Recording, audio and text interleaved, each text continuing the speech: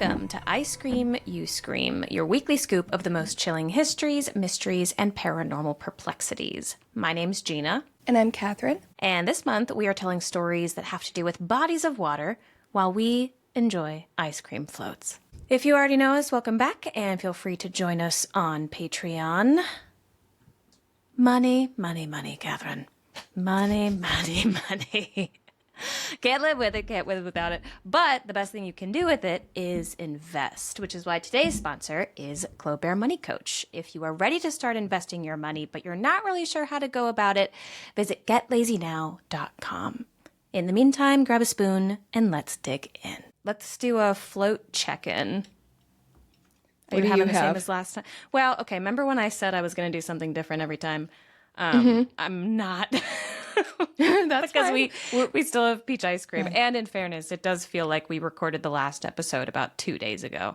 So it's still peach with cream soda. What about you? Okay. So mine is different. Still from the same bucket of sherbet, though. I have lime sherbet with ginger ale, which I wasn't sure how I was going to like it, but it's good. It's like ginger ale with lime, as I was hoping it would be.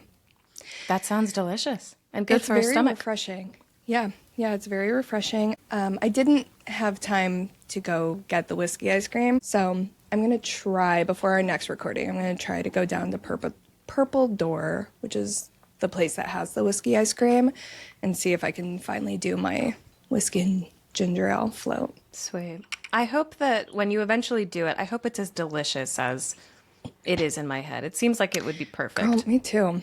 Like, have I yammered on about this long enough? I'm like, we're finally doing floats and I'm still making everyone wait. It's the crescendo. It's like you can't have the climax first thing. Honestly, I'm kind of thinking of saving it for last, just like out of masochism, but That's also a good bit. Hoping that it's as good as I think it's going to be. That's a great bit. Speaking of bits, actually, the movie Obsession is not a bit. I don't know how I was going to transition that. But I know that you saw Obsession. What did you think? Girl. Boy, oh boy, did I see Obsession. Listen, you guys. Believe the hype. Listen. I have never felt the way I felt while watching this movie ever in my life. It is horrendous, but not in the traditional horror movie way. It's not scary. It is just like the most unsettled I've ever felt. It's phenomenal. I like nothing against everything about this movie, but her performance in this film, the main woman, I don't remember her name, I'm so sorry, Indy something, she's like the next big thing. Phenomenal. I've never been so in awe with someone in a horror movie, literally ever. It was so impressive, and it was so fucking good. And it's very, I don't want to say it's not scary, but again, it's not scary in the traditional way. It relies heavily on like Uncanny Valley, but not they don't overdo it either, which almost adds to that feeling. Wild. I have two main things I want to say. So I'm dying to talk about it, but I also don't want to give spoilers. Okay. One, there was one scene where they tried to Hereditary me with the whole like, you don't know where she is. Mm-hmm. But your girl clocked it. I saw her immediately. The moment the camera like did the shot, and immediately I was like, be brave. And I usually watch movies like this. Like I usually am hiding a little bit. I was like, no, I know what you're doing to me, and I'm going to find her. Immediately I clocked her. I saw her before Phil even did. Oh, nice. So I was very proud of myself for that. The second thing I have to say, I'm not going to give details, but there's one kill scene that I have never in my life experienced this amount of camaraderie with people in a movie theater. Everybody we were like hooting and hollering. It was, everybody was like, holy shit! Oh my God! Like, it was, we were all like, what the fuck? Like, we were yelling in this theater. Oh, how fun. It was so much. I mean, like, it was so much fun, but it was one of those things where it was like, it's so weird that it's so much fun because the scene was absolutely horrific. But it was like, we were all in this together. Like, we were all feeling all of the things. It was amazing. It was very good. It is something that I think that you will be fine seeing it, but it will, like, fuck you up. I literally had to go on Instagram and look up behind the scene footage to, like, see them all having fun together on set so that I could fall asleep that night. This isn't a documentary, right? Like, genuinely, because they did such a good job, and they used all practical effects. There's not any CGI or anything. It's all... Their budget was less than $1 million. That's what I was going to say. I read something about their budget being teeny tiny. Mm-hmm. It's already one of the highest grossing horror movies of all time. Damn. It's been out for like a month. Yeah. Holy cow. Yeah. It's but like, genuinely, like I said at the beginning, believe the hype. It's so good. It's so well made. Everyone did such a good job. Okay. That's exciting. Yeah, highly I need to add recommend. to my list. Did you see / are you going to see Backrooms? We have not seen it. I am going to see it. As much as I've talked about liminal spaces lately, they do freak me out. So I do, and I feel like movie theaters feel like one to me. So I feel a little scared to see it in the theaters. I do think that's one that we're going to stream. Okay. But safety of the couch. Yeah. That is one I'm really loving my algorithm right now, because I saw this meme that was like, or it was a tweet or something like, it was a post that said something like, "This is Barbenheimer for sickos," and it was a picture of Obsession and Backrooms. I forgot about Barbenheimer. I know, me too. That made me laugh out loud. I was like, yeah, this is real. Oh my gosh. Have you seen it? No. I'm kind of scared to see it. I do want to. I'm definitely going to see Obsession now that you have vetted it for me. And actually, speaking of vetting movies, I have another one that I want to ask you about. Okay. Because I want to watch it, but I'm scared to. It's called Undertone. Have you seen it? Oh, have I not talked to you about Undertone yet? I don't think so, because it's the one about Undertone was very podcaster, right? Mm-hmm. Okay. Yeah, that one... I swear I thought I had talked to you about this. That's the one Maybe I'm just not remembering the name.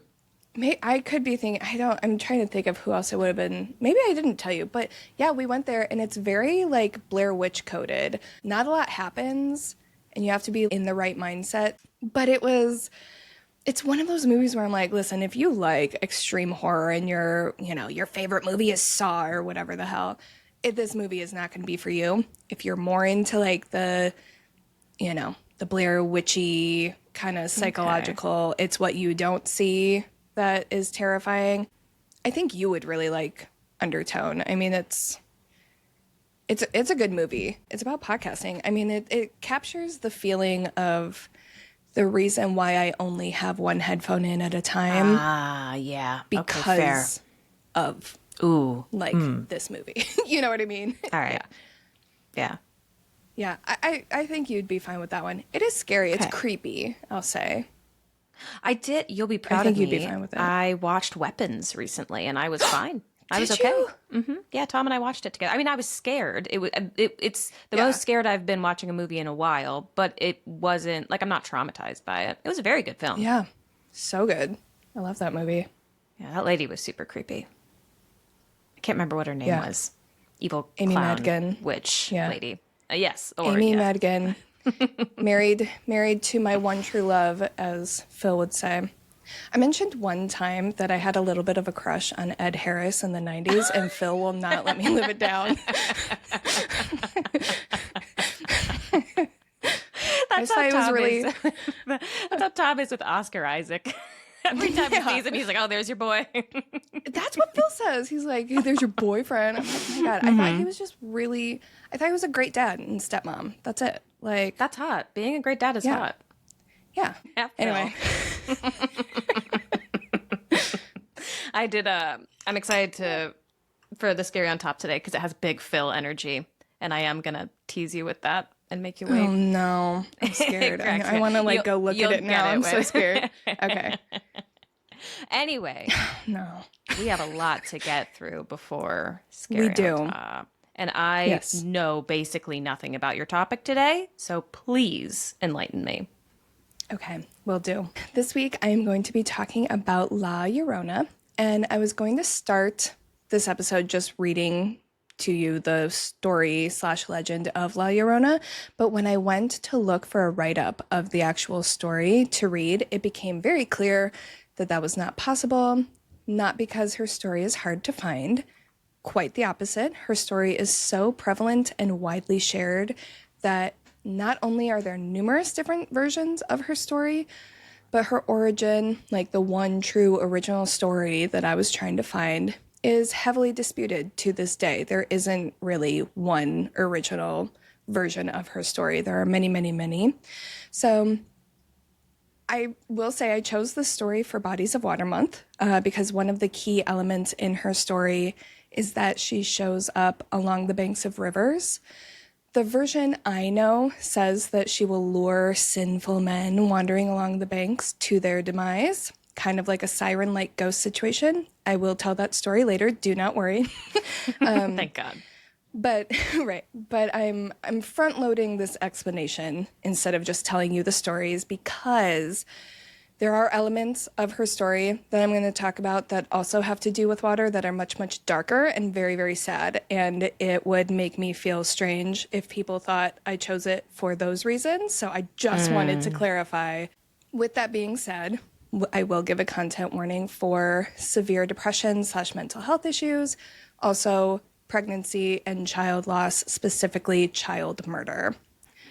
So on that note, I am going to start us off by reading the version of her story that I plucked from the Library of Congress, and this is quite dark, so just buckle up. A long, long time ago, there lived a woman named Maria.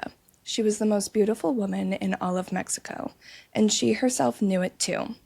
Day after day, male suitors begged for her hand in romance, but day after day, men returned home defeated.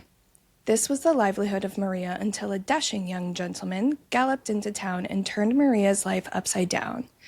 She knew in an instant that she had to have him, for he was the only man to match her in beauty and in elegance. Soon they were to be wed, and not long after had 2 delightful children. This delight, however, was short-lived, for one damning day the dashing gentleman became grotesque as he rode into town with another woman at his side. He rode up to Maria and pledged his life to this new woman whom he had just met, because his current wife was no longer beautiful. My God. I know, so gross. Maria's heart burst into tiny shards of glass, invisible to the eye but painful for those handling it. That night, in a fit of sorrow and anger, Maria decided to inflict the same agony toward the man that bestowed it upon her. Maria woke her 2 boys, took their hands, and guided them to the river for a bath. Hand in hand, the 3 figures immersed themselves in water, but under their mother's hand, the little niños never came up for air. After the blood-red glare of fury faded from her sight, Maria came to and realized what she had done. She shrieked from the deepest gallows of her soul, "Mis niños, mis niños," before letting the river water fill up her lungs. It is said now this weeping woman, or La Llorona, has returned from the hereafter. She wanders along the banks of rivers, searching for new children to claim as her own for all eternity. Oh. So that is the story of La Llorona. I can see why you gave the content warnings. Yeah, exactly. Jeez. Yeah, very sad. As is mentioned in the story, La Llorona translates to the weeping woman. She is someone that children grew up hearing about. Parents would, and still very much do, tell the story of La Llorona to essentially dissuade children from staying out too late at night, because if you're out in the woods or wander by the creek after the sun goes down, as the story states, La Llorona might take you as her own and you will never see your family again. She's almost like a boogeyman, if that's not a disrespectful way to compare it. Sorry if it is. But she's like kind of in that class of entity, you know? She comes after children. Children grow up being afraid of La Llorona. But where did she come from? Great question. Long before the Spanish arrived in Mexico, the people of the Aztec Empire shared stories about a mysterious goddess whose name I did look up and practice and write out phonetically, but still so sorry. This is not an intuitive spelling for me, so I'm doing my best. I'm so sorry. I did try. I think it's Sihuaquat, I think. Sihuaquat, I think. I don't know. I'm so sorry. Her name translates to snake woman. Sick. I know. She's cool. We like her. Cool. Yeah. She was a powerful and revered mother goddess associated with childbirth, motherhood, fertility, and just the earth in general. And like many Aztec deities, she embodied two opposing forces at once. One, she brought life into the world, and two, she also guided souls through their death journey. Very Persephone coded. Hell, I was just thinking that. Yeah. Yeah. So women who died giving birth in, the Aztec culture were honored as fallen warriors, which I'm obsessed with. I love that very much. As they should be. Yeah, exactly. It was believed that Sihuaquat would watch over them as they pass and just kind of guide them through the journey of childbirth and caring for the child and helping the moms on the other side and, assuring them that things would be taken care of once they went. Midwives would call upon her during difficult births, asking her to protect both mother and child, and she was thought of as a very nurturing figure. But she also had that kind of unsettling presence. She was there to remind people that life and death were inseparable.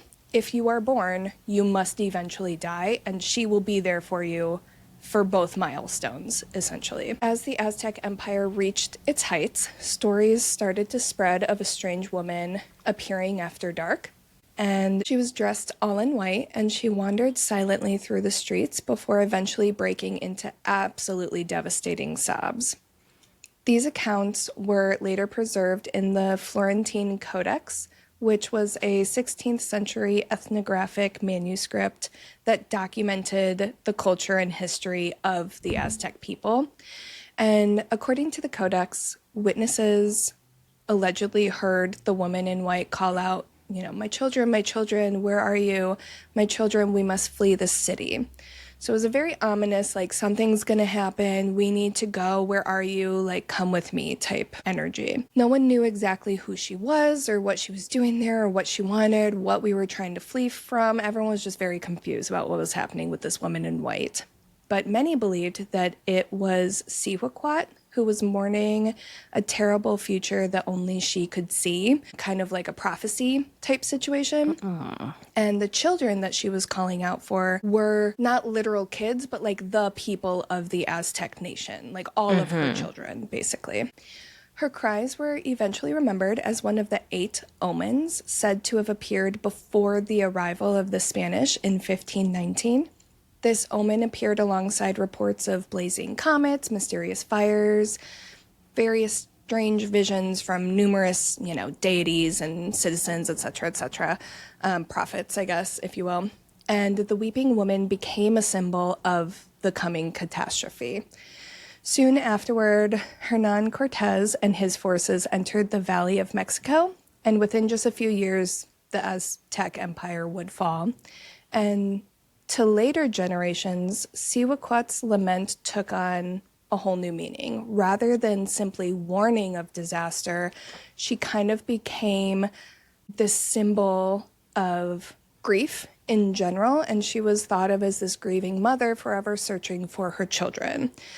So obviously that echoes the story of La Llorona, but historians debate exactly how much of La Llorona comes directly from Sihuaquat's story, since the modern legend also draws from European ghost stories and colonial era morality tales, because when the Spanish came over, of course, they brought over their own folklore, and of course, Catholicism had a lot to do with kind of the building of folklore in that region. which has very different moral cornerstones than what the Aztecs believed. So even though there does seem to be a direct correlation to, like, from one of these women's stories to the other one, there's so much mixed in and there's so many other versions of things that it's hard to say that this is the exact one true beginning. Not only that, but as the Spanish conquest unfolded, stories about the crying woman did start to become kind of interwoven with the trauma of colonization. So it wasn't just Spanish influence, it was like internally these indigenous stories started to shift now that the Spanish were there and, you know, influencing what was already theirs. And one of the stories that further influenced the Siwakwat story was the story of a woman named Malinche. And Malinche was an indigenous woman who joined Cortez on his conquest as his advisor, and she acted as an interpreter, so she would translate between the Spanish army and the indigenous people. And eventually she did become his lover, or concubine, as it was called back then. And Malinche was born into a noble indigenous family, and when she was little, she was captured and enslaved before eventually working for Cortez. That's an important piece of her story because her role in helping the Spanish communicate with the indigenous people was later thought of as like a very big, betrayal. Like, people viewed her as a traitor, you know, because she was an indigenous woman working for the Spanish.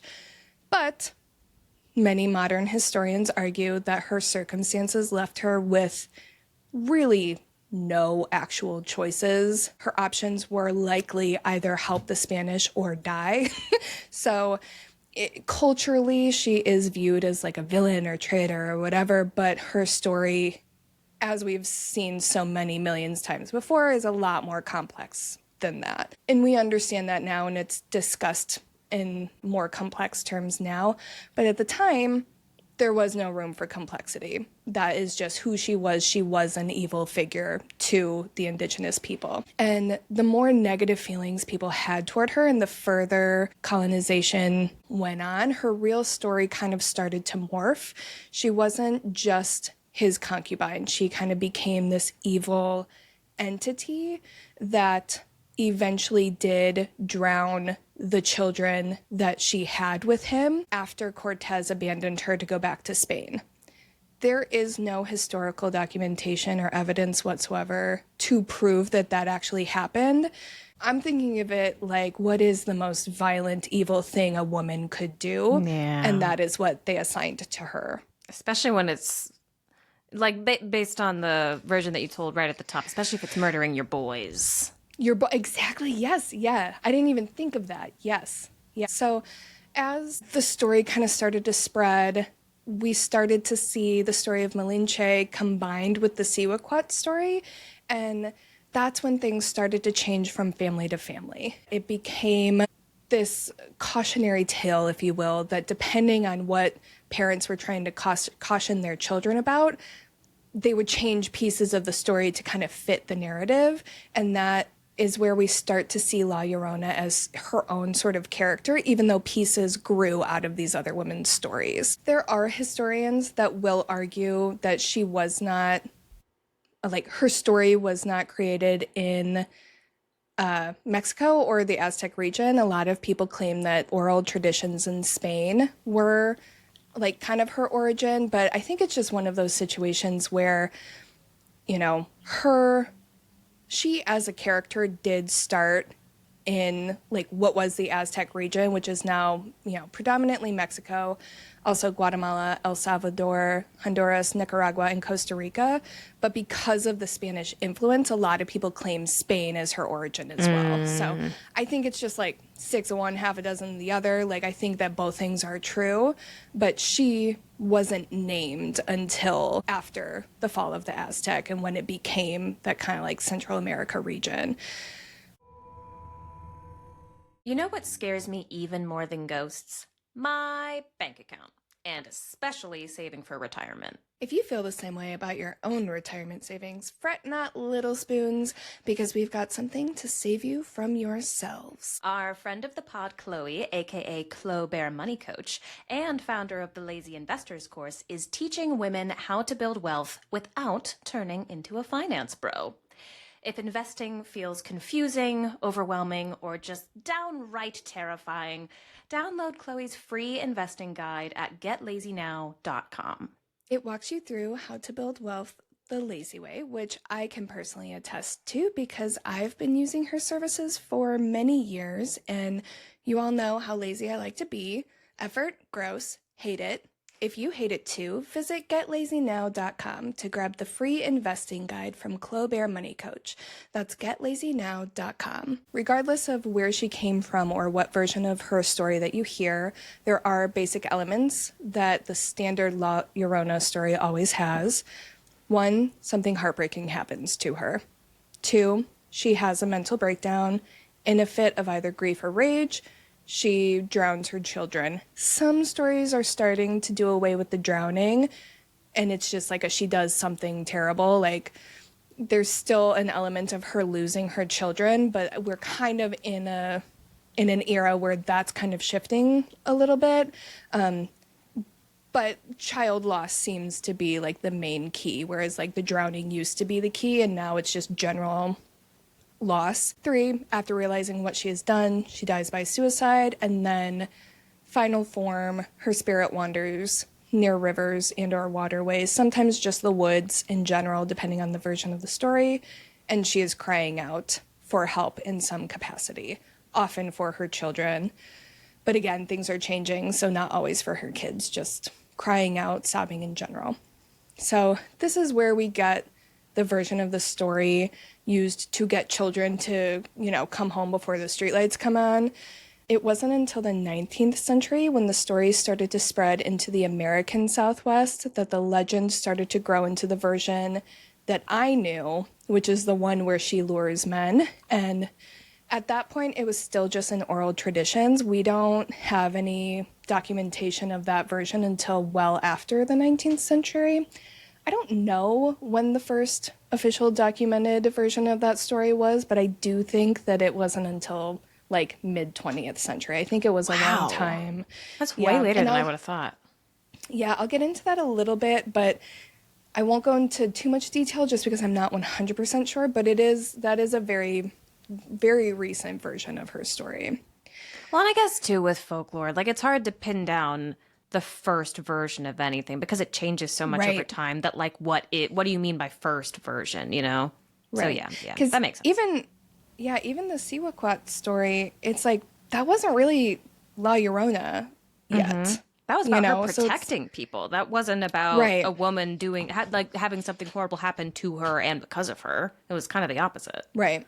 Yeah. Yeah, I agree. So it's like we can claim that as the early version of her story, but you could also argue it wasn't because that wasn't her, Mm-hmm. I will tell the full version now, as this version of the story goes. One night, a man was walking alone long after dark. He had spent the night drinking with friends and was stumbling his way over to his lover's house as his wife and children slept at home. Suddenly, there she was, a beautiful woman standing alone in the moonlight, dressed in a flowing white nightgown. Her long black hair hid most of her face as she stared toward the water, softly crying. Ignoring the uneasy feeling creeping up his spine, the man stepped closer with the intent of helping the beautiful woman and perhaps getting something in return. "Senora," he called, "are you all right?" She didn't answer. She just turned away from him and glided along the water, softly sobbing. The man followed. Then, without warning, she stopped abruptly and slowly turned to face him. But the beautiful woman was gone. Instead, what stared back at him was nothing more than a grinning skull that shrieked with an ear-piercing scream. By morning, all that remained of the man were footprints leading to the river's edge and the faint sound of a woman crying somewhere in the distance. So did you like that one better? I like that version a lot. I like the bit where she turned into an angry skull. I know, I saw your face. An angry skull. Yes. So, okay, in this version, of it? Like in this chapter of La Llorona lore, does she prey specifically on like men who have done something wrong to a woman? Or is it just she preys on men in general? Depends who you ask. Okay. This is very much a depends who's telling the story. I think that one might argue that those could be the same thing. You know what I mean? The more jaded class will say. You know what? You make a damn good point, Kathryn. Yes. But I will say the theme or purpose seems to be of revenge. You know, like he's out drinking, he's not being faithful to his wife, therefore, blah, blah, blah. You know, like a good man who was not going to follow a woman in the woods down by a riverbank is not in danger of getting eaten by La Llorona. Yeah. You know what I mean? Yeah, if you look at a woman who's crying and think maybe if I comfort her, she'll sleep with me, maybe That's you the deserve key. to meet an angry skull. Yeah. Right. There's a difference between trying to help a crying woman and trying to be thanked for helping a crying woman. That seems to be the key difference. Yeah. But could also just be like, if you're a dude, stay away from rivers because no one is safe, you know? Because this, I'm not going to go too deep into this, but there are a lot of other... this is going to sound very familiar to a lot of people because there are a lot of indigenous stories that have versions of a woman like this who prey on men at night who are out drinking too late and, you know, should be going home, but they're actually going that way kind of thing. There's a lot of stories like that. So, you know, it just, depending on the culture or where you are, she might have a different name, but it is all underneath this kind of weeping woman umbrella, I guess. One of my favorite things about La Llorona is, I mean, it's going to be very obvious to anyone that has listened to our podcast ever. It's just the fact that she follows that classic trajectory that most stories of evil women do. We start off with a version of her story where she is actually very helpful. She is warning people that something bad is coming and, you know, we all need to protect ourselves and get out of here, save yourselves. And then she transforms into this monster told as a cautionary tale to children. And then now she's evolving again in more modern times, and we are starting to see like what we just heard, you know, the story of like, it wasn't like, it's not, the bad things were not on her. These are bad things that were done to her, and we're now punishing those that kind of catapulted the events that would take place. Big Lilith energy with that, too. Yeah. Oh, that's weird. I didn't even think of that. I feel like my brain usually goes to that. I didn't even clock that. Yeah, it's very similar. I feel like all of these deities and female entities have very similar. There are pieces of all of them in each other, you know? Yeah. Mm-hmm. The revenge is a very modern interpretation of all of these stories that I'm really vibing with. Yeah. I'm really loving this. I mean, you know how much I love revenge. So. I know you do. Yeah. It's my favorite flavor. I know. I was like, sorry about the first version of the story. Just hold on until we get to the second one, because I promise it's going to be good toward the end. So yeah, all of this is to say what we can gather from this kind of more recent version of her story is punishment is where it should have been all along. And beyond that, as we learn more as a society about mental health and depression and psychosis and all of these things that have to do with like severe mental health issues, people definitely view her as a more empathetic character. Yes, she did do a terrible thing, and like I don't want to like brush past that part of it. That is a huge part of her story that like is the whole story.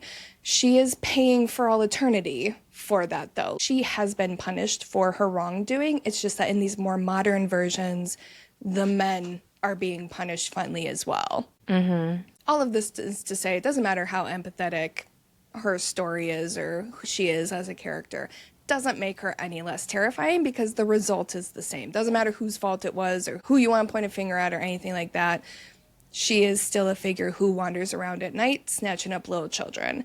And one of the more, I don't want to say it's more emotional than kidnapping kids, but I think it adds a little bit of a like different type of anxiety is she is associated with pregnancy loss. It is part of her lore that she will steal babies from straight from a mother's womb. So a lot of women are afraid of La Llorona after they conceive. And when I say they fear her, I mean genuinely. It is ingrained in the culture so deeply. I have heard stories of women who, they get pregnant in the last like 2 or 3 months of their pregnancy. They'll go like stay with family elsewhere in another country because they're so afraid of La Llorona coming and taking their baby before they can be born. It's not just the children that are afraid of her. It's literally everybody. She's kind of just a representation of that fear in general. It's like a name that you can put to the fear of losing a child. And I think that it's really easy for people to kind of write this off as just, oh, she's just a folk character. It's not real. She's not really coming to take people's babies. Like, if you're a skeptic, it's easy to view it that way. But the things that she represents are very real. That reminds me of the bit in that witch podcast that we like that the BBC did. We'll put a link in the show notes. But there's the episode that they do on belief in magic. And this guy is like, oh, it's easy to, like, even the strongest non-believer in the world, the biggest skeptic in the world, ask them to go into a room and think really, really hard and try to make something bad happen to their family. And they won't do it because what if? You know what I mean? Like, there's always that, why take the risk? Just to be safe. This thing is important because our brains tell us that it is. And that means that it is important. You know what I mean? Yeah, I definitely agree with that. I was like questioning whether I wanted to bring this up because it's like very fresh, but have you seen or heard about that Netflix documentary, The Maternal Instinct? No. What's that? You haven't heard anything about it? Okay. I'm not going to go super into detail about this documentary. It is absolutely devastating, and I've depressed us enough in this episode. As a general summary, it is a true crime documentary about this woman who claimed to give birth on the side of the road. It was discovered this baby was not hers. I have heard of this. Drama, tragedy ensues. Or at least I've heard of the case. I didn't know there was a documentary. Yeah, it just came out recently. I remember reading about this. It happened in the fall of 2020. Anyway, it's a horrendous story. Like, watch at your own risk. The reason I bring it up, her story is what women are afraid La Llorona is going to do to them. So Okay. I'm like, this is why I say, like, even though we say La Llorona isn't real or, she won't get you, don't worry, blah, blah, blah.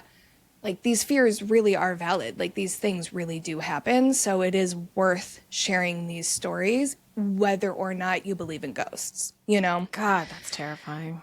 Oh my God, it's so awful. And I feel weird bringing up the documentary. I'm not trying to like capitalize on this documentary or anything. It is just genuinely directly related to this story. So we just watched it the other night and I was like wrestling with myself on whether or not I wanted to bring it up. But I mean, I think it is relevant just to understand how important La Llorona's story is. But I'm gonna like shift gears just a little bit because I want to talk about one of my favorite chapters of the La Llorona history. I mentioned the first, I believe, documented record or whatever of the more recent version of her story happened in the mid 20th century. And I believe that it was documented when there was a research study done at a juvenile detention facility for girls in the 60s. Have you heard of this? The Las Palmas School for Girls? Oh, that rings a bell. I don't know anything about it. Oh, really? Okay. It's fascinating. Rumor had it, in the 60s, Las Palmas School for Girls in California was haunted by what the girls described as a ghostly female figure who wandered the halls at night. So a folklorist named Bess Lomax Hawes visited the school to collect these stories from the girls who were living there. They were all teenagers. She essentially wanted to document where these stories were coming from, if there was any like cultural connection to the versions of stories they were telling, and just like why was it that all of these girls were seeing the same thing and, sharing these stories with each other. What she found became one of the most influential studies of La Llorona in basically modern folklore history and just modern folklore studies in general. This became like kind of a capstone case in understanding how folklore spreads and grows and changes, etc., in modern times. So she interviewed, I believe it was 14 girls who told about 30 stories in total. 28 of those stories featured a similarly described frightening female ghost, and nine of the girls identified the ghost specifically as La Llorona, and many of the remaining stories either closely resembled La Llorona or, had elements of her story or physical appearance, even when she wasn't named directly. So, according to their stories, La Llorona was often seen wandering the halls of the facility, and she was sobbing. Sometimes she would stand outside of the building, like just on the grounds, and watch the building. They would often say that they could feel her like looking up into the window. And most of these stories were either passed down from like girl to girl, like they heard it from someone who heard it from someone who used to be here but now she's out, or they heard it from a mom or a sister or an auntie or a grandma or a friend or whatever. At least one girl, I think it was more than one girl, did claim to see her at the detention facility with her own eyes. What I love most about this research project was that Hawes wasn't really interested in proving whether or not the girls were actually seeing a ghost or even just believed they were really seeing a ghost. What she cared about was why were these girls telling these stories in the first place, and like how were all of these stories, like the ones that they heard from like moms, aunties, etc., they were so similar and so different, I guess, at the same time, that she was interested in that specifically. Like, what made the story you heard different in this way from the story that this girl heard? Interesting. Yeah, it reminds me a lot of the Bloody Mary episode. That's what I was just thinking of. Yeah, because they did a really similar thing. Yeah, because I remember my thoughts on that episode kind of came down to like, well, who cares? Girls just like telling ghost stories, like, does it necessarily matter where these stories come from? But like similar to the Bloody Mary story, I don't necessarily think there is a correct answer. I don't think it's as easy as just like saying, okay, this is why they're telling this story. But I also don't think it's as easy as just brushing it off as like, okay, girls will be girls. There's like something in between those two things. Particularly, the reason that's true for this story is that an overwhelming majority of the girls, if not all of the girls at this detention center, had experience in unstable homes, abuse, abandonment, various forms of emotional and physical neglect before coming to Las Palmas. So there is a direct correlation between these girls and this story about a woman who suffered tremendous loss and betrayal, emotional instability that led her to lashing out and doing something unthinkable that led to a lifetime of punishment, wandering around looking for her children, similar to doing something so bad that one might be detained in a juvenile facility.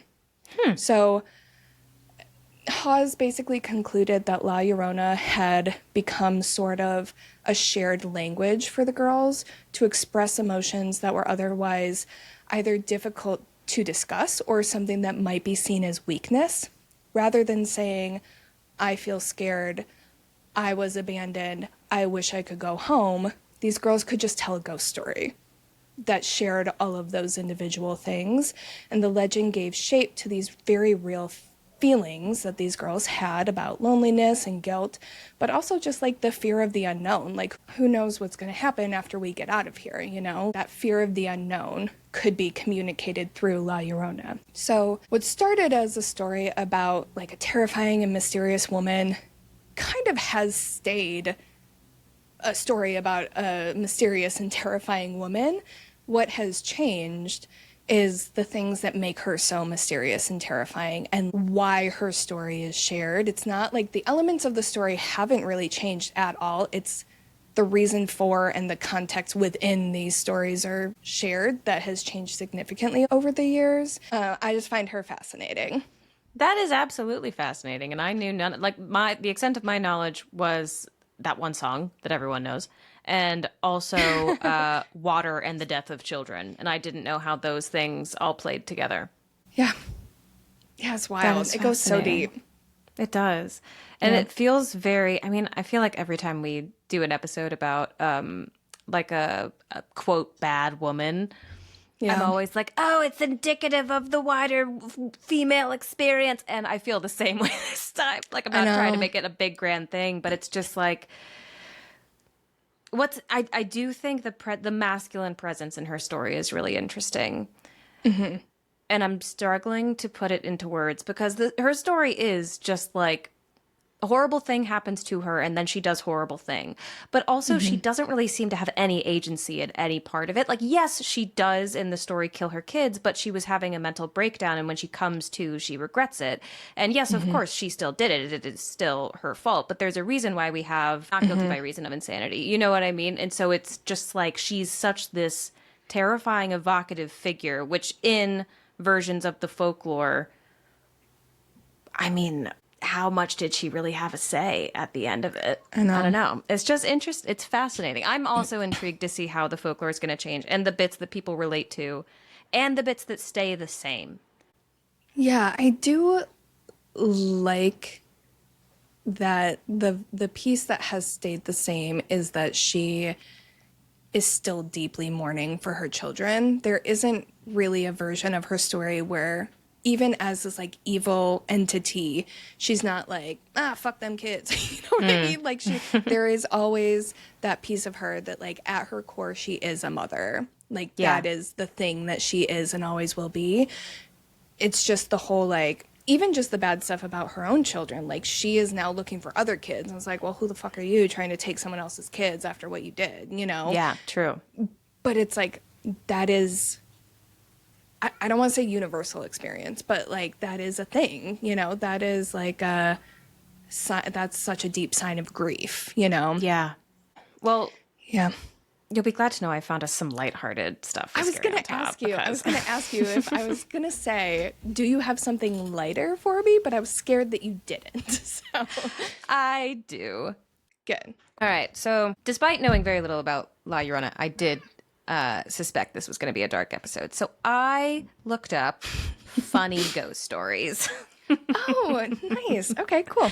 So I have two stories for you. One of them is incredibly short. One of them is a little bit longer. And they both come from threads on Reddit that were basically just like, you know, everyone always has really scary ghost stories. What are some funnier or lighthearted experiences that people have had? So this first one is the one that I think has major Phil energy. Oh, God, I'm so scared. And this person does just jump straight into like their little story, but just for the sake of context, he is talking about meeting a ghost in his house. Okay. And it says, quote, this is from user Kidmoth, quote, I told that freeloader to fight me.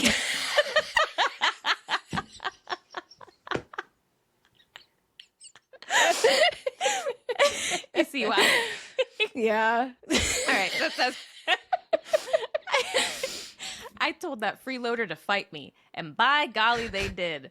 One of my little snow globes came flying off the shelf and almost hit me in the head. As in, it lurched forward and flew horizontally through the air at my head 3 feet away. And you know what? That freeloader missed. I just feel like Phil totally would call a ghost a freeloader. He would call him a bozo. Dude, this is what I'm hearing. Yeah. I love how this is like a funny ghost story, but like actually terrifying. Throwing glass at your head. Yeah. It's very scary.